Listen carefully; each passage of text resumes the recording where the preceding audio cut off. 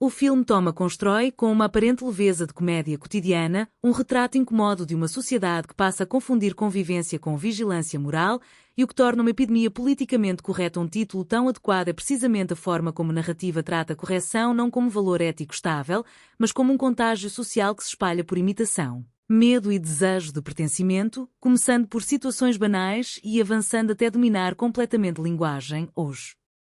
gestos e até o silêncio das personagens, e logo nas primeiras cenas percebe-se que o espaço onde a ação se desenrola funciona menos como cenário e mais como organismo, um microcosmo onde cada corredor, cada porta e cada olhar partilhado carrega tensão simbólica, pois Toma não precisa de grandes acontecimentos para gerar conflito, basta um comentário ligeiramente fora do tom, um mal-entendido ou uma tentativa excessiva de demonstrar consciência para que a engrenagem comece a girar, e é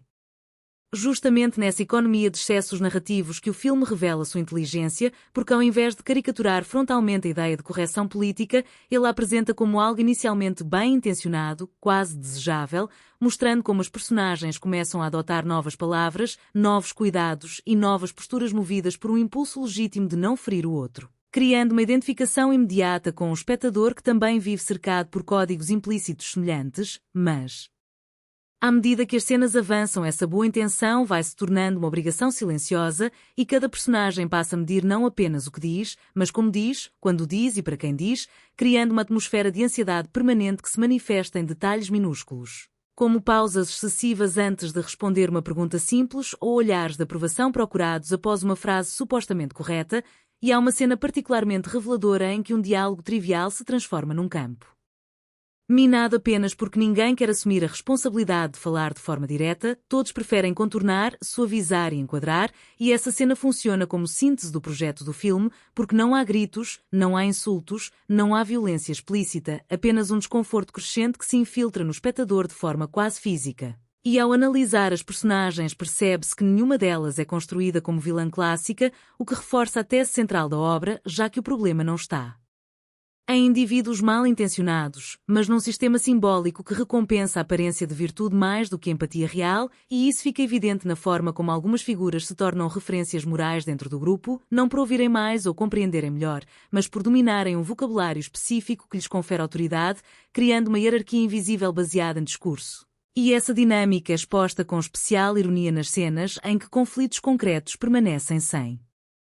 solução enquanto longas discussões conceituais ocupam todo o espaço, uma inversão que revela o afastamento progressivo entre linguagem e experiência vivida e, pessoalmente, ao assistir ao filme, é difícil não reconhecer situações semelhantes fora da tela, em reuniões, ambientes de trabalho ou círculos sociais onde a preocupação em parecer correto supera o desejo de resolver problemas reais. O que faz de Toma uma obra desconfortável justamente por funcionar como espelho, e essa dimensão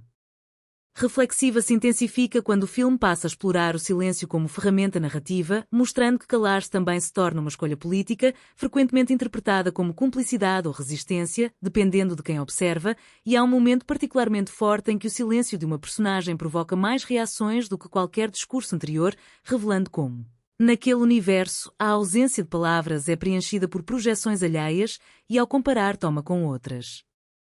comédias sociais, percebe-se que ele se afasta da sátira escancarada para apostar numa ironia mais sutil e persistente, próxima do desconforto do dia-a-dia, o que o aproxima mais de uma crónica social do que de uma farsa tradicional, e essa escolha estética reforça a ideia de epidemia, pois o contágio não acontece por choque, mas por repetição e adaptação, como um hábito que se instala aos poucos. E o ritmo do filme acompanha esse processo de forma precisa, começando quase leve, com momentos de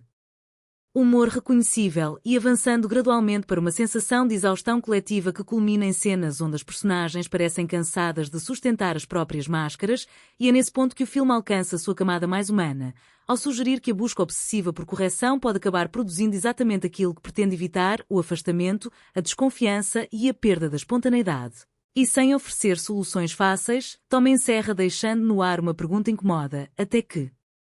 ponto uma sociedade que se vigia constantemente ainda consegue conviver de forma genuína, e talvez a maior força de uma epidemia politicamente correta esteja justamente aí, não em condenar a ideia de responsabilidade ética, mas em expor o risco de transformá-la num ritual vazio, onde todos parecem saudáveis por fora enquanto convivem com um mal-estar que ninguém mais sabe nomear.